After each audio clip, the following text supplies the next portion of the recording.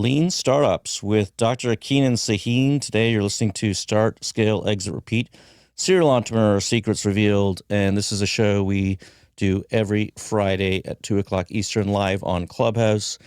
You may be listening to this in podcast. You may be listening to this on YouTube, but we actually are a live show. What we try to do on this show is crack the code, what it takes to start, scale, exit, repeat. What is that secret formula? And we try to crack it. We try to figure that out. We ask guest speakers to come on. We have experts and we have authors who join us. It is a show all about what it takes to become a successful entrepreneur. We really are trying to crack the code on Start, Scale, Exit, Repeat. We do it every Friday, 2 o'clock Eastern. It is a podcast. It is a YouTube video. It is also a live show, and we do it on Clubhouse on Startup Club. And today we are talking with Dr. Kenan Sahin, Lean Startup, Lean Company, Rich Exit. This is going to be probably one of the top episodes of the year. So stick with us, join us, and come listen to this entire episode. Because I'm telling you, there is a formula of success. There is a formula where you can follow that formula and it can increase your chances of success as an entrepreneur. And we can learn from other great entrepreneurs like Dr. Kenan Sahin. We can learn from people who have already done this successfully. And we can also learn from those who fail. So it doesn't matter, where you're looking at this or how you're looking at this. What matters is looking at it. What matters is actually taking the step to listen, take the step to learn, take the step to understand. So again, you're listening to Start, Scale, Exit, Repeat. We are a live show on Clubhouse every Friday, 2 o'clock Eastern. And we are also a podcast, and you can see us on YouTube. And more importantly, you can go to startup.club and follow all of the shows as well. Today, we came out with our newsletter. If you are one of our members, you got our newsletter. Thank you, Mimi. It was incredible. Today's newsletter featured the top 25 startup books that you might be interested in 2025. We actually got that from Grok. We used Grok to put together a list with certain criteria, and it actually gave Start, Scale, Exit, Repeat the number 6 spot. So we were pretty happy about that particular thing. And then also we have a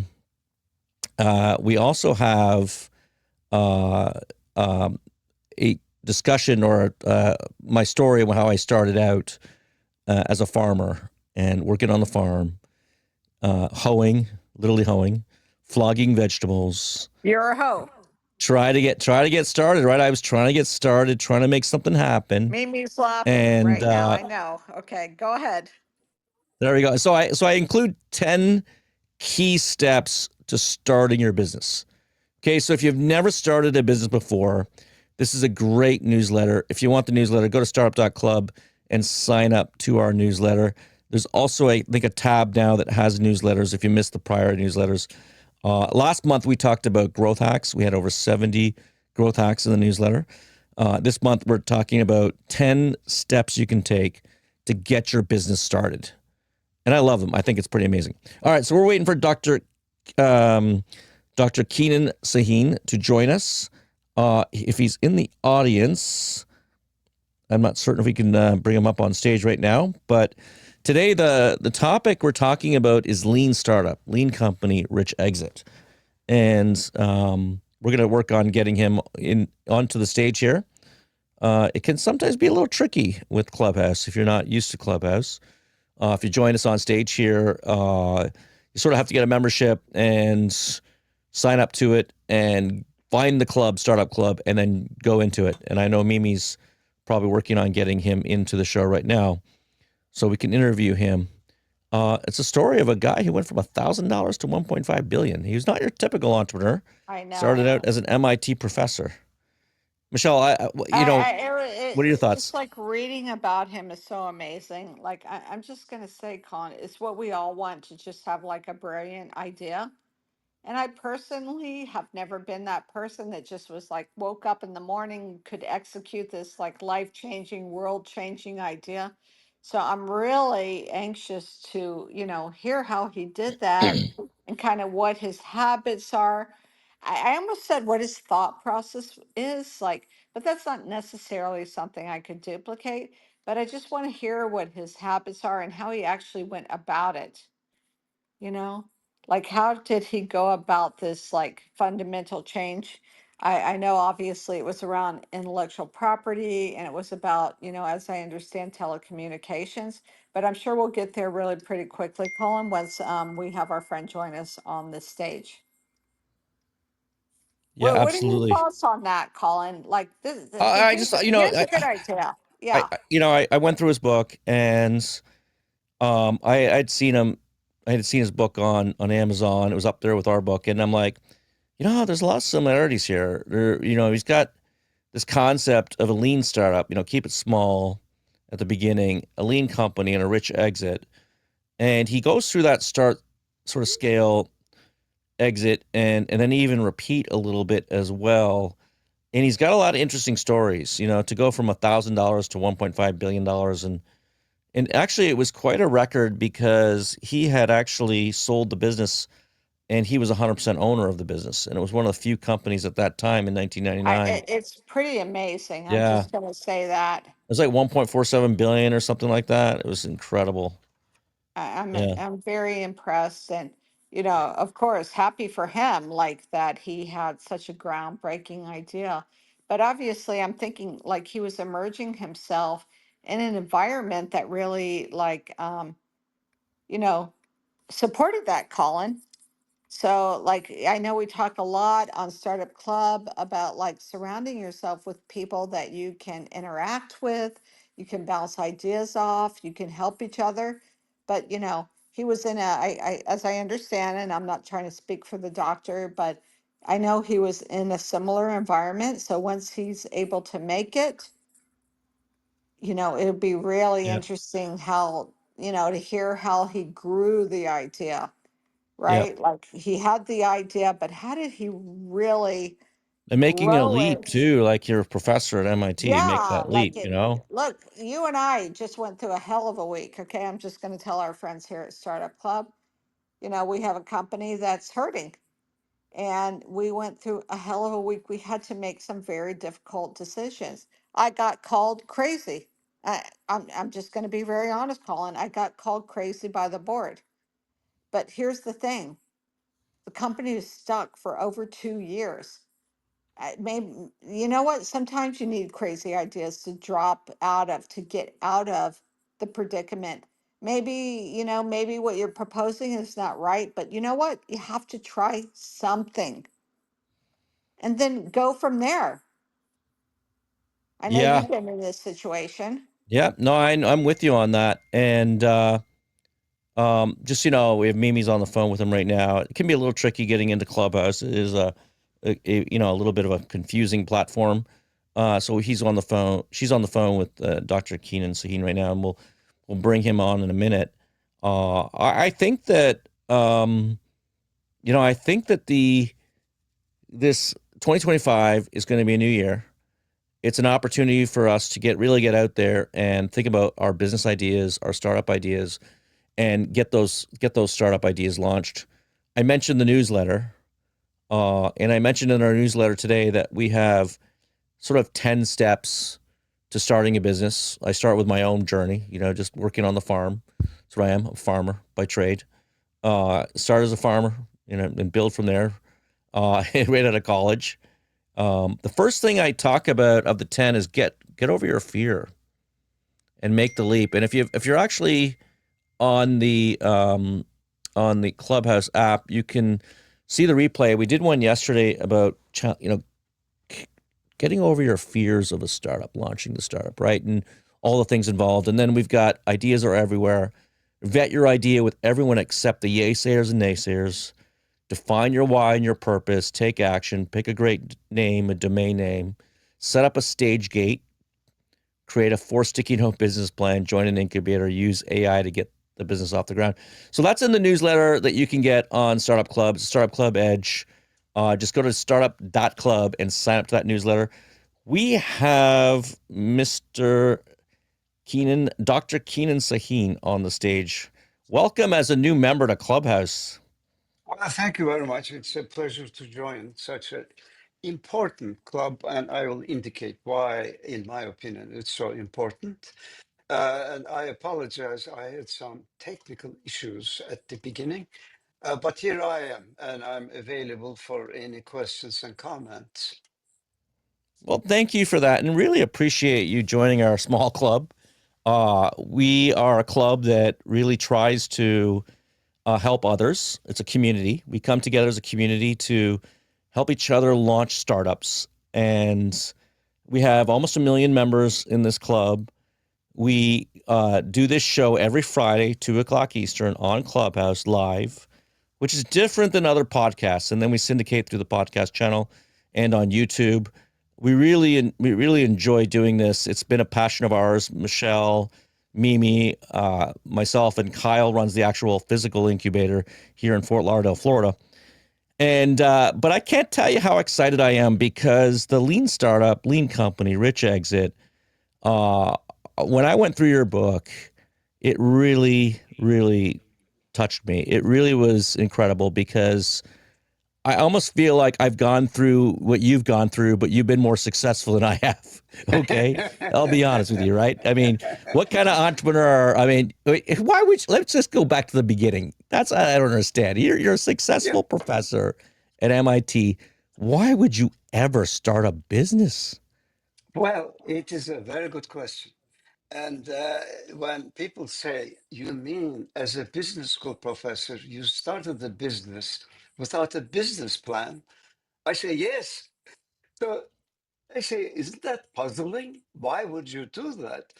Because I said the initial purpose was very different. It wasn't really starting a business as a business, but it was trying to run field experiments by going out there and trying to practice what I was trying to preach in the classroom. And what triggered a lot of that was in my education. I did my undergraduate at MIT, and I was obviously successful enough that they admitted me into the doctoral program right away.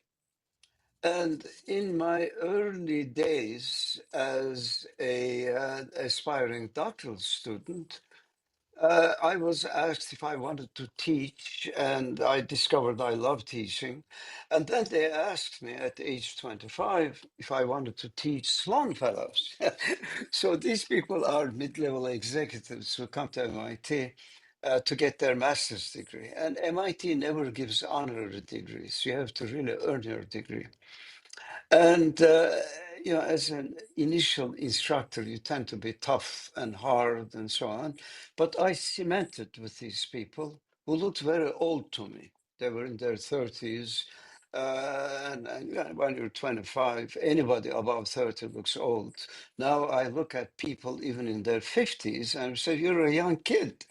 But at I any was going to rate, say, exactly. It's like, wow, I started when I was 23. It's like, oh my gosh, everybody used to say you can't run a company. You're too young to run a company. No, it's the opposite. It's the opposite. So when I was pontificating with abandon to these very seasoned, experienced people who kept their mouth shut because you're in a classroom as an instructor and you come an executive at GM, executive at Ford. In fact, Bill Ford was a student of mine. And Kofi Annan was a student of mine. At the end, the instructor is like a dictator. He's going to give you your grade. But at one point, I must have stepped over the line, and one of the Sloan Fellows, who later on became the CEO of a major company, he just said, Kenan, that's just full of crap. Wow, everybody stopped. During those years, you didn't challenge an instructor like that. And so I'm kind of a blending guy. So I said, okay, Don, uh, interesting enough, his last name was Fights and was a fighter too. So I said, let's discuss. And we discussed, we blended, but it made a big impression on me. And later on, as years went by, I lost my nerve. I said, how do I know what I'm saying is really so? I am an academic who's never worked. I never had to report to anybody. And here I am pontificating. So it was that fear of pontification that led me to start a company with really $1,000 of my money and to see what I could do. Rest is chronicled in the book. But then, as you know, I followed the book with a guidebook that just came out in November. The guidebook is more of a textbook. This is how you do it. And I realized some of my ideas were valid, some of them were bunk. And I learned a great many lessons from, in quotes, some of my former students. These were executives who now had a reverse position. I called on them now with a different role, called on them in my said role. I said, I have this company, and these are some of the things that we offer. And now I was the subordinate, and they were the superior. Very interesting, very interesting. And I learned how to report, how to deal with, and how to advance a startup to really success. So that's how I ended up. Along the way, not only there were amazing advisors, as I chronicle in the book, and at one point, I thought I should practice one of the pontifications that I was making in the classroom, that an unchecked CEO is a menace to his company and menace to his society. Well, All right. here I was.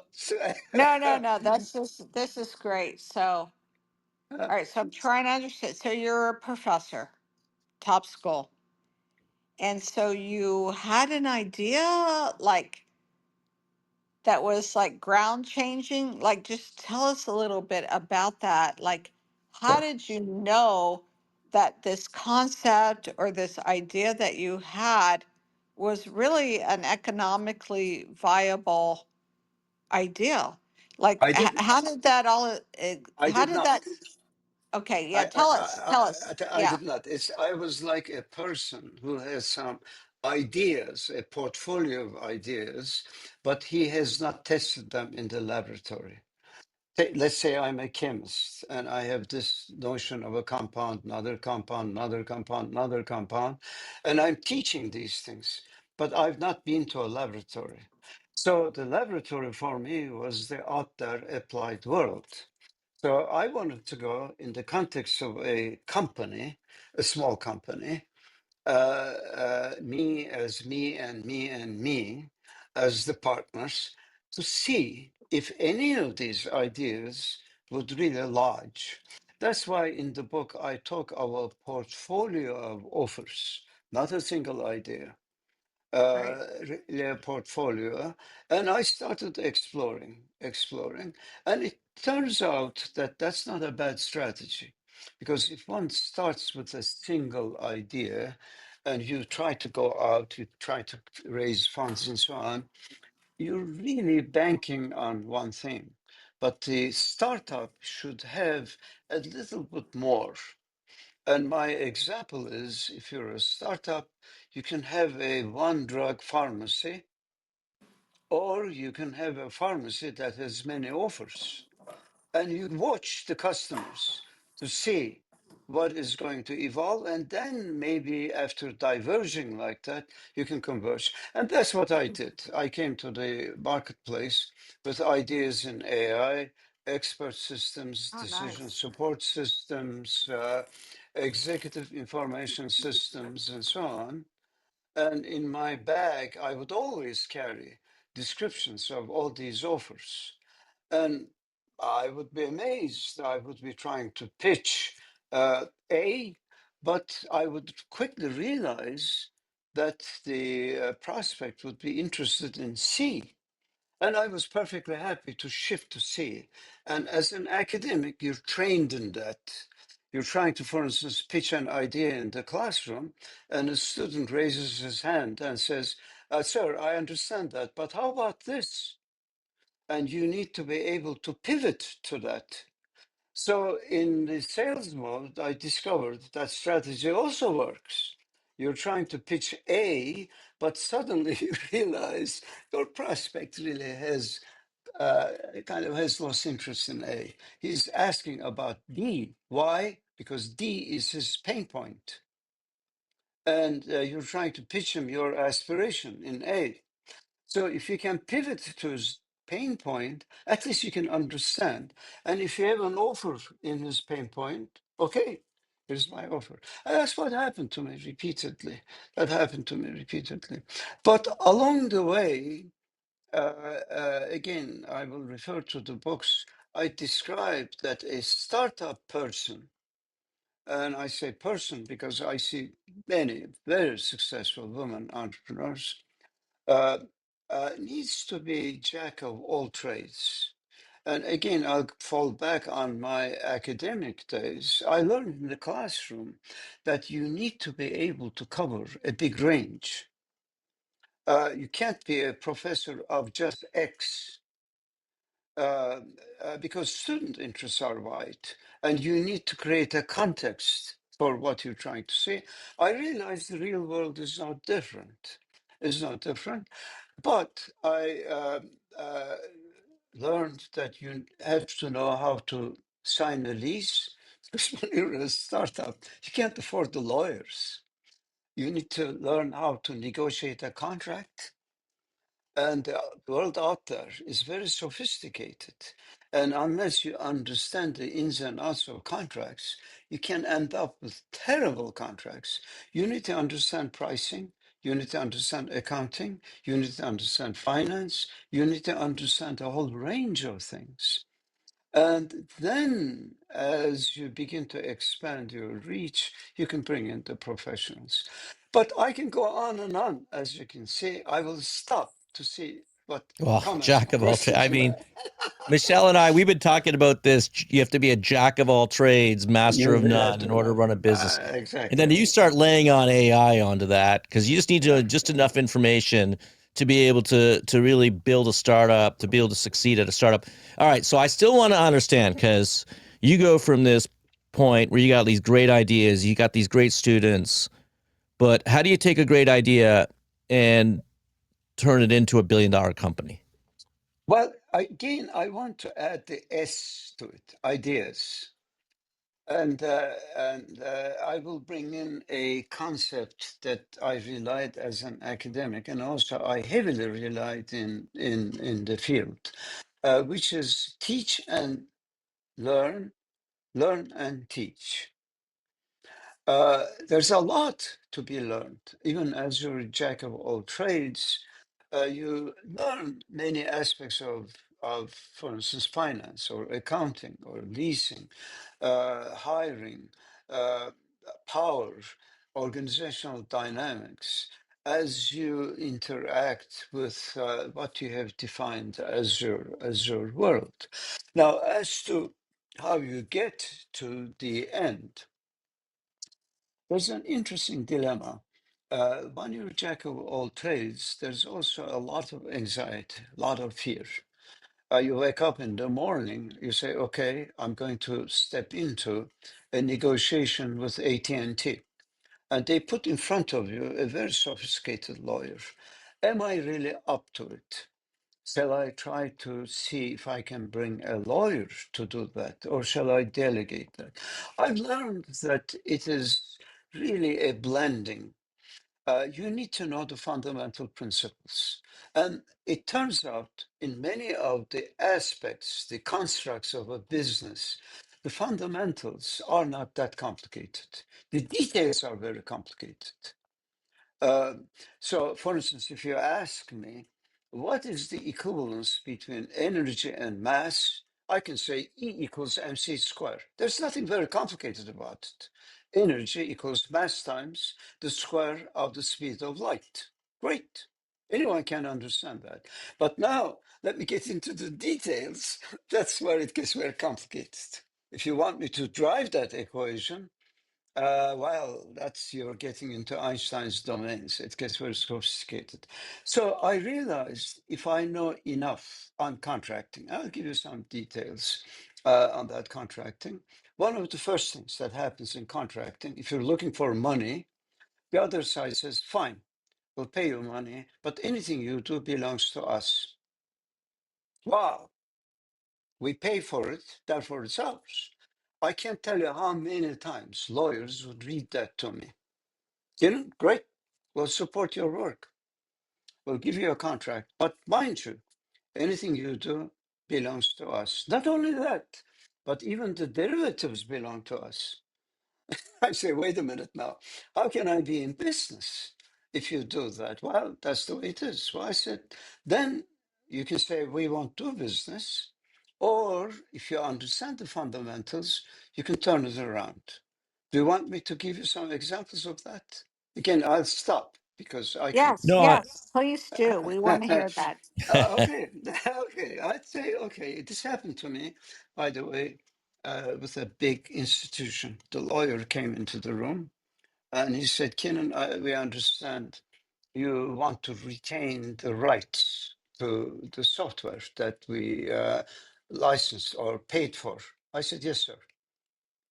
Well, he said, don't you know, you're a business school professor, that when we pay for something, it's ours. That's established. I said, really? I said, sir, I really like your shirt. And this lawyer was impeccably dressed. I mean, he had his initials on every part of his shirt and suit and golden cufflinks and so on and so forth, gold watch to no less. And he was very impatient. And he thought I was wasting his time. He said, what do you mean?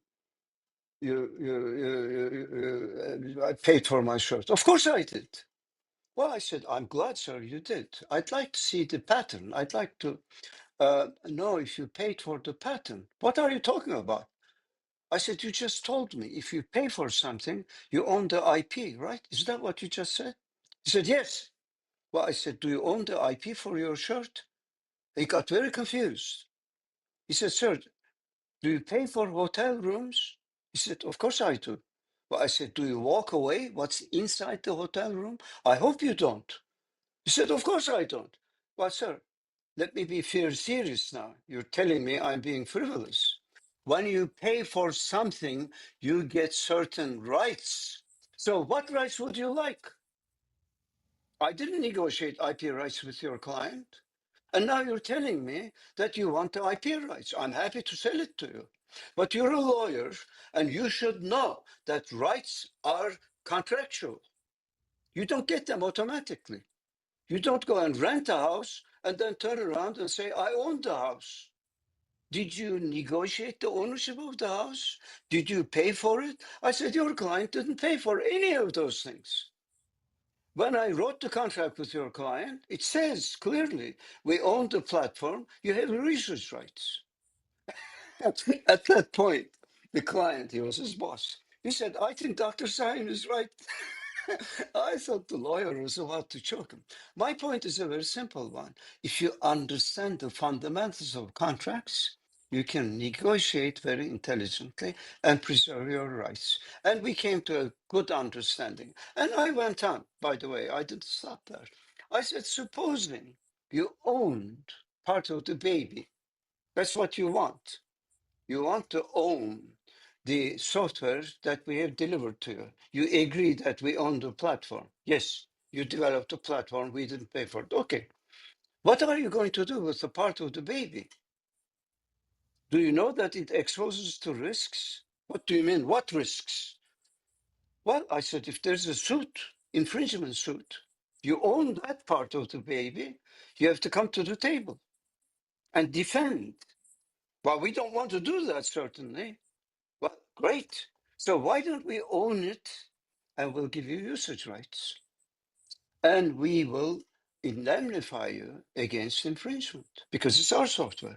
Anyway, I can go on and on and on. Yep. So No, if I you, like I like your point about, you need to be a jack of all trades. We talk about that a lot on Startup Club on this show, how, you have to be an amateur accountant. You have to be an amateur marketing person. You have to be an amateur lawyer. You have to be an amateur. And with AI, by the way, it really can help fill the gaps in what you're doing to help you accelerate your startup. But I have a question. Let's go from this world of lean startup. So you've got this lean startup, you got these students, you got that environment that you created there. How do you go from lean startup to lean company? How do you yes, scale this company?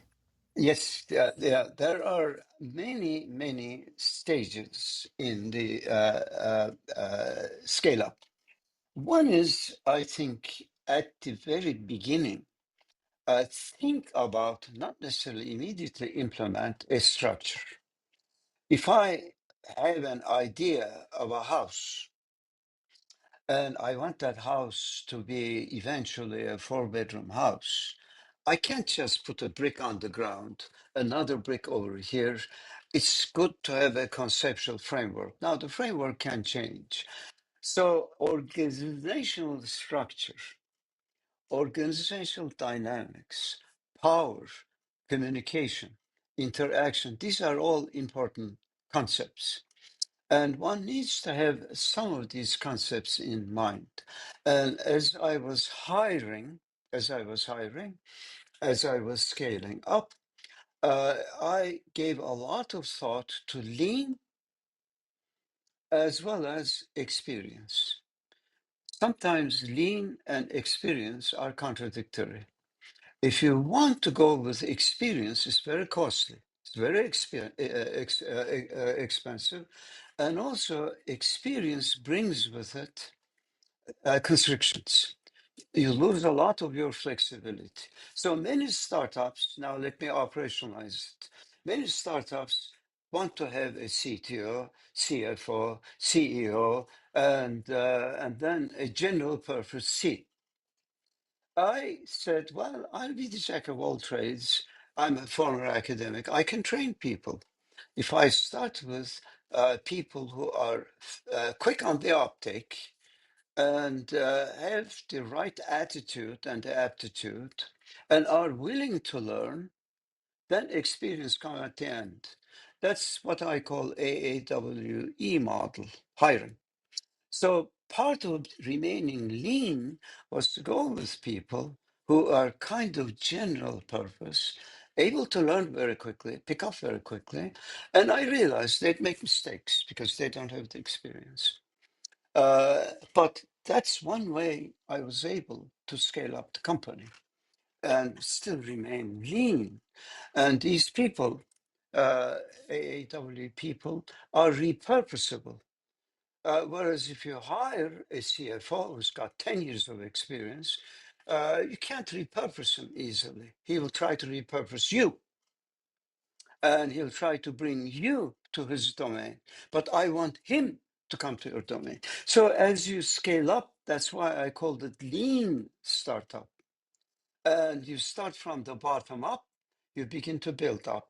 And then now you're a lean company.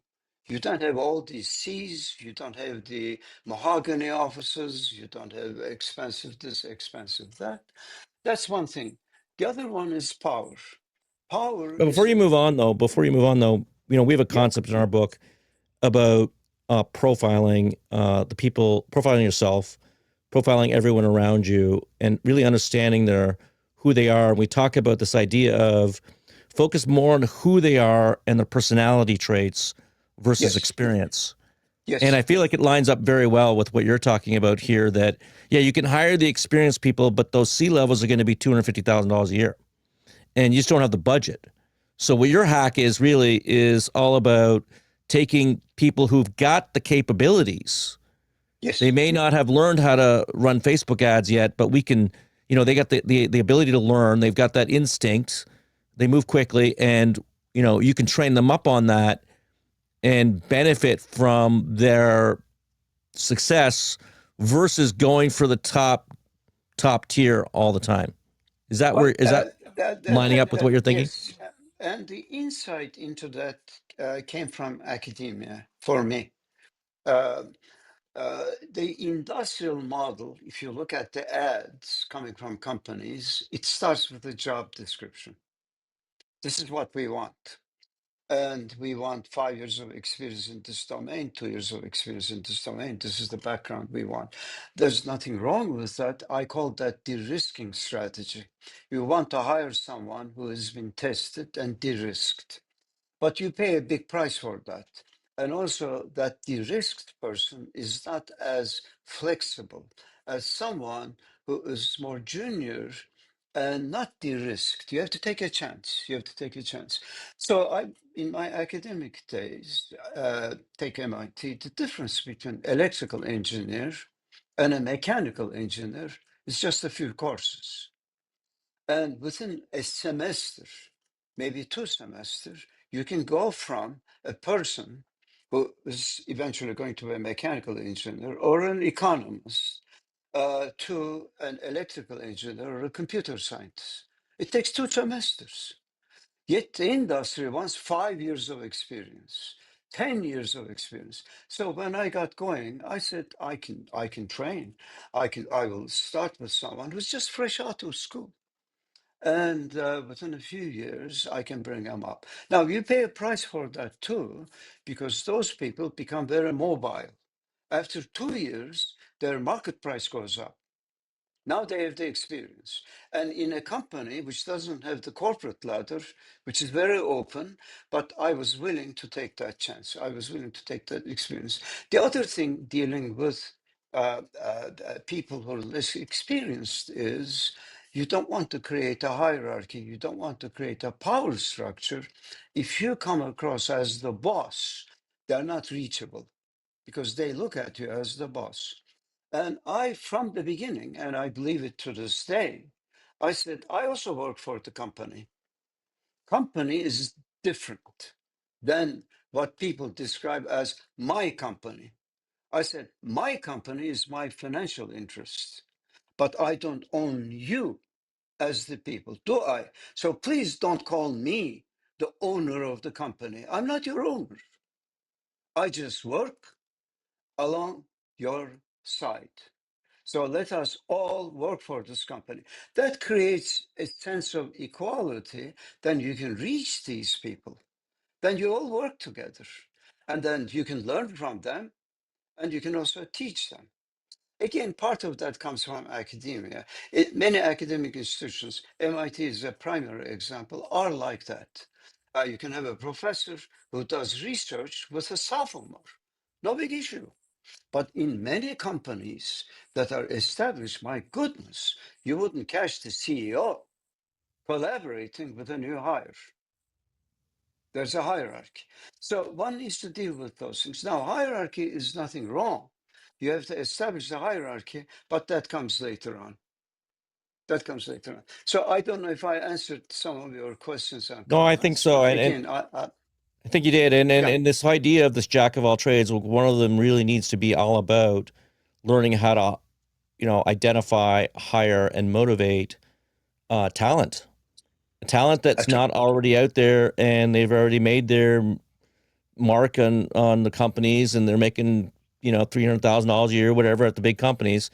You got to be able to say, okay, I think that kid over there, he's got talent, or she over there, she could help me with my marketing, and I'm going to bring them in. I'm going to take a gamble on them.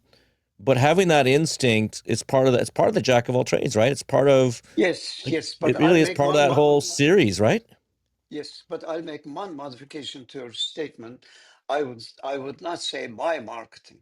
I would say company marketing. Because the moment you say my marketing, suddenly you become the power. If you say my company, my marketing, my product, my invention, it's all about you. But the company is about to collect all these people who come in to work alongside you.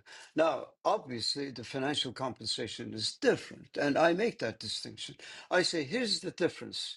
I don't get paid, or if I get paid, I get paid, but you get paid regularly. Your pay is guaranteed. So that's where our compensation differs, but we all work for the company. So when I say marketing, it's the marketing of the company and so on, which gets me into, I'm trying to get into how to scale up all the obstacles you bump into as you scale up. The other is power. And one has to be very careful with power because power can easily get concentrated. And if you allow it to be concentrated, combined with authority, then you create a company that gets stagnant. It's difficult to scale that up. And I learned that in HR, in hiring. Initially, I had to hire the people because I'm the guy getting going, startup.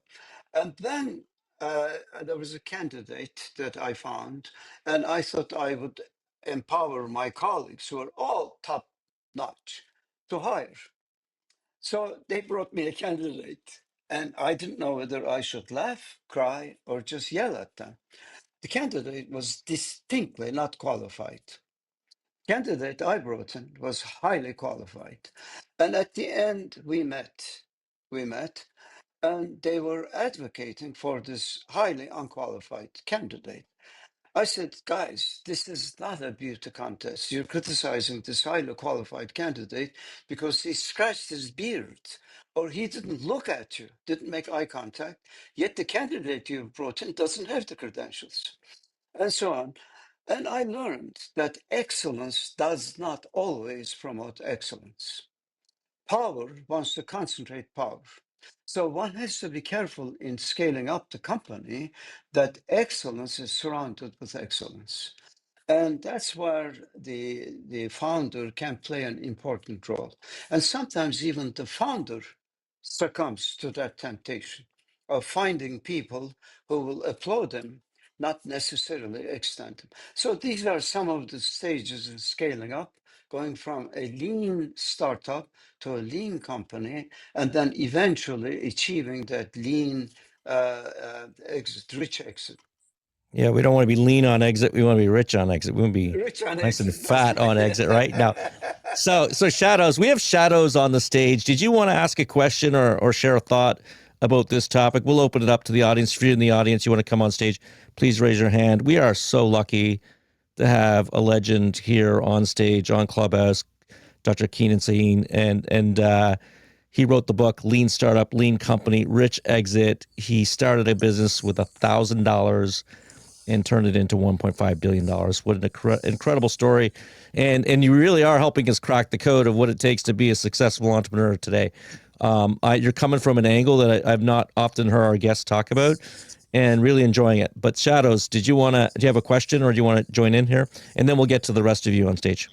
I'm just finding it fascinating how you so clearly differentiate between the use of words. Words have power, and you've definitely looked at them and analyzed which ones to use to build a team while still maintaining that distance that you may need as an owner. You got any other examples of that? Yes, yes, I do. I will introduce another concept. One of the things I discovered very early on was it's not only concentration of power, but some people emerging as go-to people. And now suddenly the organization begins to revolve around them. And so I introduced the concept of situational leadership that applied to me too. I said, look, guys, we work as a team here. And I am very good at certain things. You're very good at certain things. There's no reason for me to hold the power to do the whole thing or supervise the whole project. So I'm going to initiate it and I'm going to hand over the reins to you. And I want you to trust me that I genuinely will be on your team. Just like at the beginning, I'm going to tell you what to do. Once I join your team, please feel free to tell me what to do. And I'm going to do it. That's the situational leadership. And then when the time comes, I expect you to hand over the reins to someone who can finish the project. Because my assessment is you're not very good in finishing projects. And so you have to transition. It takes a while. And we incorporated into this company this concept of situational leadership. And that's a very good way of dealing with power concentration. As an example, I can give other examples. By the way, I summarized all of these things in the second book called The Guidebook, which eliminates the stories and gets right down to the kind of the textbook style. Yeah, actually, we have both at the office here in our incubator, and I've gone through the first one. I haven't gone through the guidebook yet. I thought that was interesting. That concept, sort of help break down the concepts a little further. We have Unmeta Muhammad on the stage. Umeta, did you want to ask a question or share an idea around this concept of a lean startup, lean company, rich exit? And if you're not there right now, we can jump over to Mean Okay. Takeda. Oh, got you. Yeah. Unmeta. No, we got Unmeta. So I'm here. My name is Umita, actually not Omera.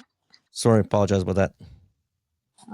I have been listening to the conversation and it was very fruitful and productive to me because as of now I'm trying to start my own startup and I really like listening to the topics and it is very educative.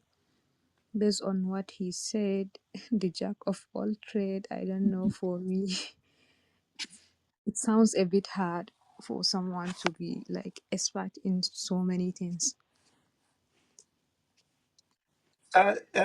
Meta, can you hear me? Yeah, we can hear you well. Yeah, you can hear me. Okay. I would urge you to read the second book. And it's being jack of all trades, but at the same time, being able to establish a relationship with a professional. For Mm. instance, in contract negotiations, you need to understand the fundamental principles. And in that book, I identify some of the fundamental principles. There's the warranty, there's the acceptance clause, there's the ownership, there's the infringement, there's the cancellation of the contract, about 7, 8, 9 of these principles. Then, when you're facing a big client, then you can bring in a professional with you, but making sure the professional accepts that you're the person who's driving the negotiations, not the lawyer. Because if the lawyer Mm. begins to drive the negotiations, he takes over because he wants to show value to you. That's done before the meeting, but you need the expertise of a lawyer judiciously, and then you can proceed. Same thing in lease negotiations, same thing in HR. An overarching concept is this notion of disempowerment, even as you empower. And in the book, I give the example of HR. Many times, HR becomes highly empowered. They want to take over the whole hiring process. And in due time, HR becomes an island that people want to avoid, including the CEO himself.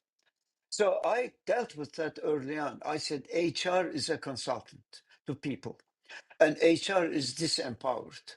So you have to involve the client in a sort of this. The client is empowered, and you're disempowered. I would suggest the same concept of this empowering, even as you empower in contracts, in HR, in accounting, in all of the aspects of a business. But if you read the second book, you'll find all of these things elaborated. And I can't tell you how many times I've negotiated contracts, especially for sale of companies. And we're getting closer to rich exit here, but just the sale of companies, and the lawyers screw the deals up.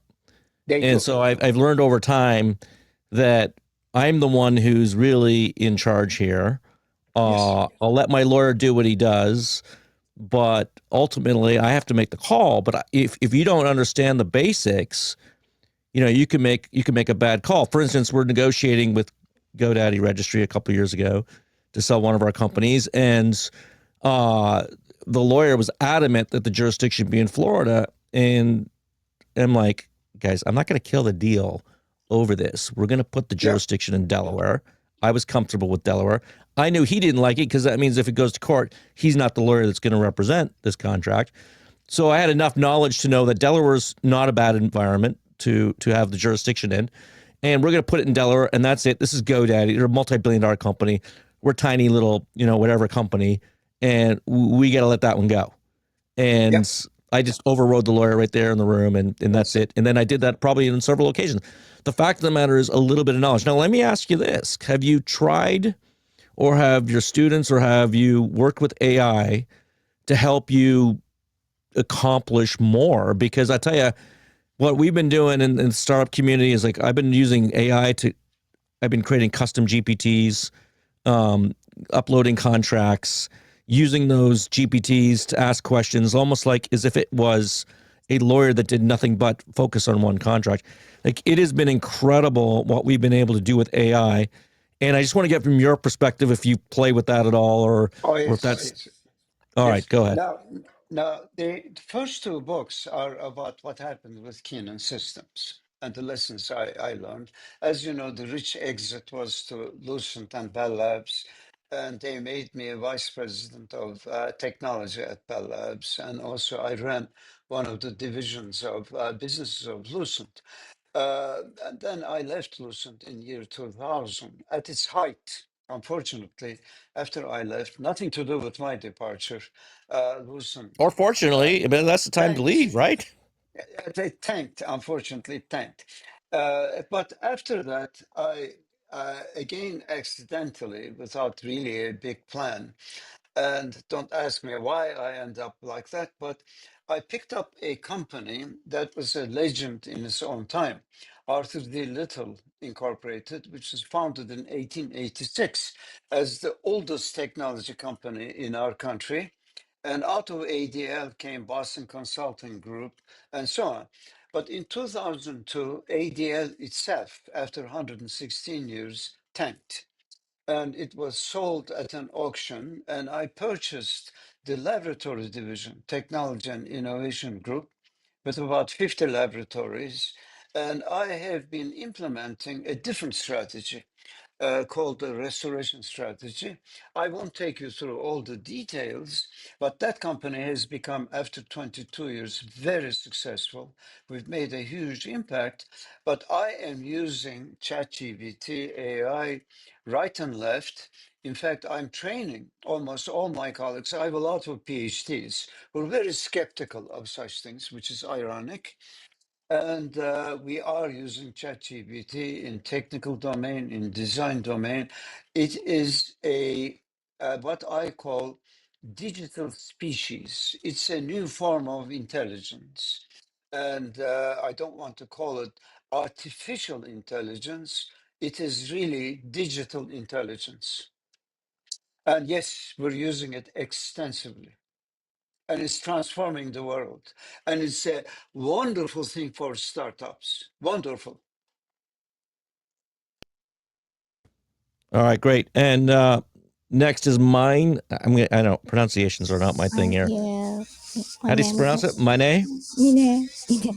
Yeah, it's been a long time. I'm an entrepreneur, so today's presentation, thank you for Canon. So my question is,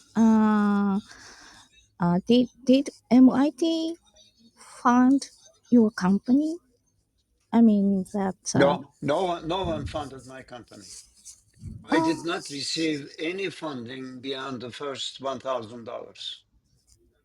oh. Then after $1,000. Yeah, no one fund. I did not seek any outside funding. The reason was this was an experiment, and I wasn't going to risk anybody's money for an experiment I wanted to conduct. No, MIT did not fund it, or nor anyone else, and I never sought any outside funding. Oh, So I'm curious, Doctor, can you just, we're at the end of the hour here, and like I'm so impressed. Like Colin, this might be probably one of the best podcasts, whatever clubhouses that we'll do all year. Even though here we are at the beginning of the year, it's like amazing. I'm wondering, I don't think I actually know what the product was or the IP was. Can you just kind of tell us so everyone Oh, sure. knows? And, Oh, you know, I sure. know everyone's looking for the big idea. Like, kind of tell us how to reach you, like what you're up to. Like, you Sure. know, how can we be part of your ecosystem, Doctor? Well, I thank you for asking that question. Um, uh, don't mind my repeating it, but I would urge you to pick up the Kindle copy of the second book. It goes by the same name, but it says guidebook, and it was published in November. And being a former academic, I'm in the process of writing a book on the second company, which uses a different strategy in a different field. But to answer your question, I started out with a portfolio of offers. On the one hand, expert systems. On the other hand, decision support systems. On the other hand, large scale optimization, fields in which I had uh, something to offer, something to offer. And this was, of course, a different era. The tools as well as specific offers were not as readily available. But with ChatGPT, AI, one can generate many of these things. But the starting point was always a portfolio, not a single item, not a single technology, not a single invention. And even in this current venture, I follow the same thing, having a variety. That's why I point to a supermarket which has variety. You go in to buy meat, you end up with a cart full of stuff, but there's no meat. So having variety sells, it's important. And the other is this notion of learn and teach and learn very quickly. And even as you advance, you need colleagues. And when you bring in your colleagues, you have to pull them into this domain. Otherwise, they will try to push you into a single kind of sinkhole. And you may not be able to get out of that sinkhole. Many startups, unfortunately, fall into a sinkhole. And the other notion is to look ahead a little bit instead of planning from present to the future, to try to plan from future to the present. And it doesn't hurt to say, okay, how could the world be 3 years from now, 4 years from now? Especially now, that's very important because ChatGPT AI is changing the world so rapidly that if you try to plan from present to the future, very quickly, the future you planned for becomes obsolete.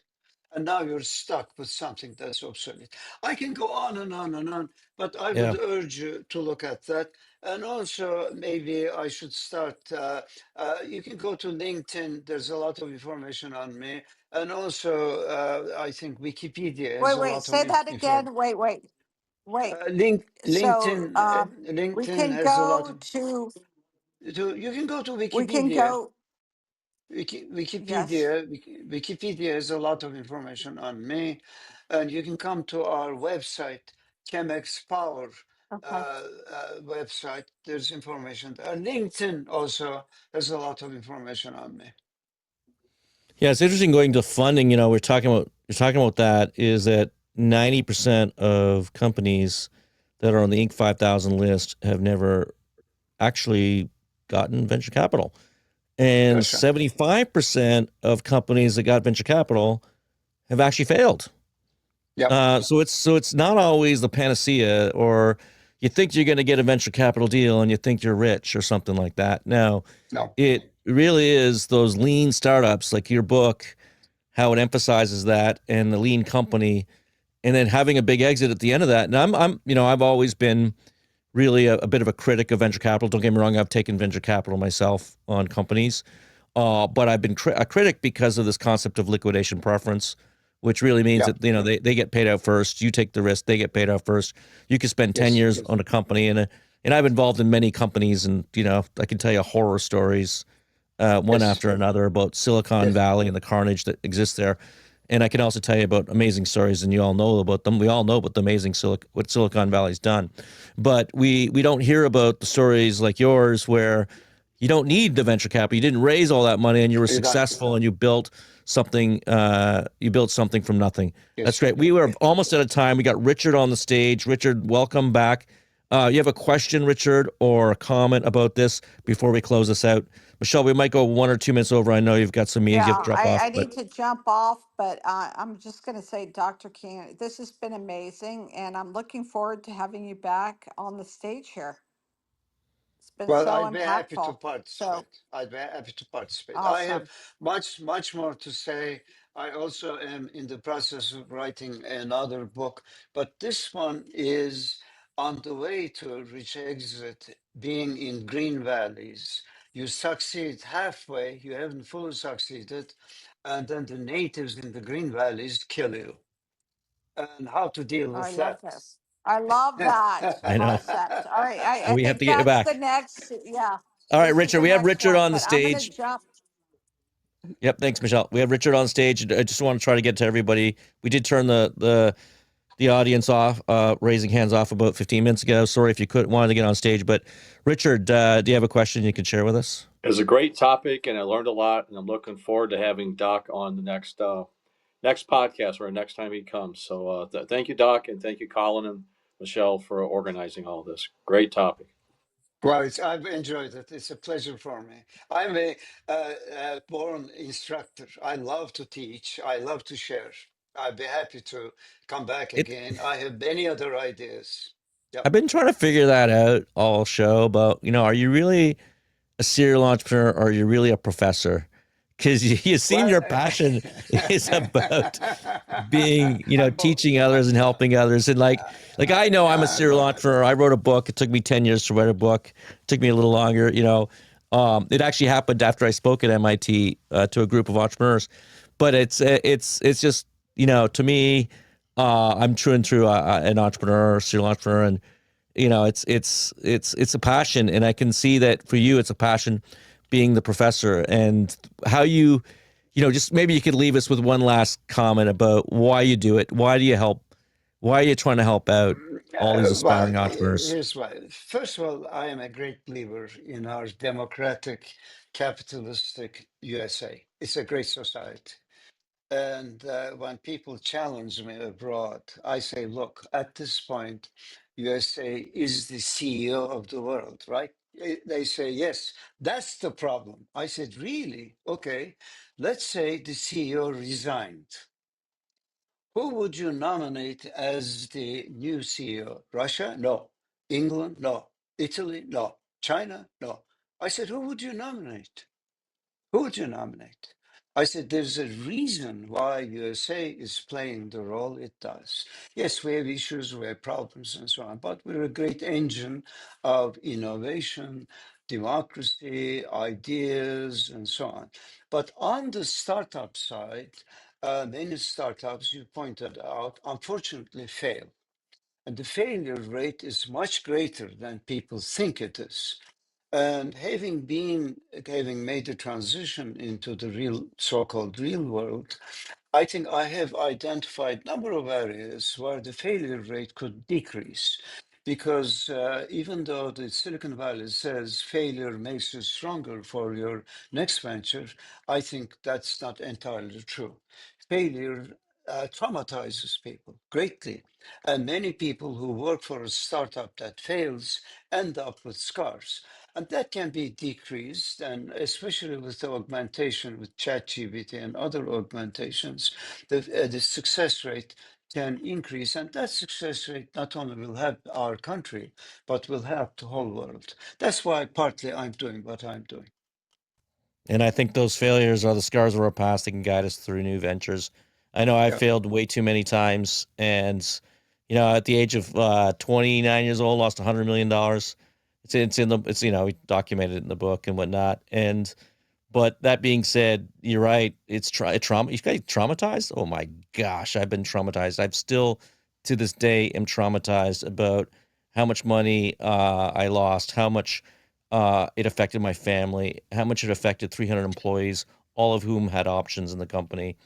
Over Yeah. 10 millionaires, paper millionaires, lost all their money.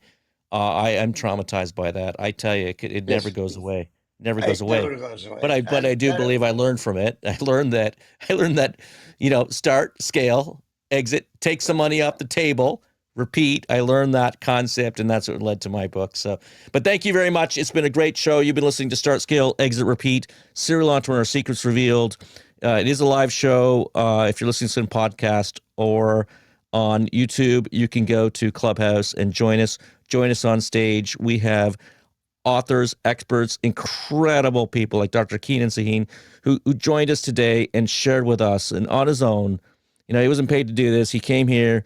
He comes on his own to share with us, to help you as an inspiring entrepreneur to learn how to become a successful entrepreneur. Go to startup.club, sign up to that email list. You're not going to know about speakers like Mr. Sahin unless you go sign up to that email list. Thank you all, and we'll see you next Friday, 2 o'clock Eastern. Thank you all. Bye-bye.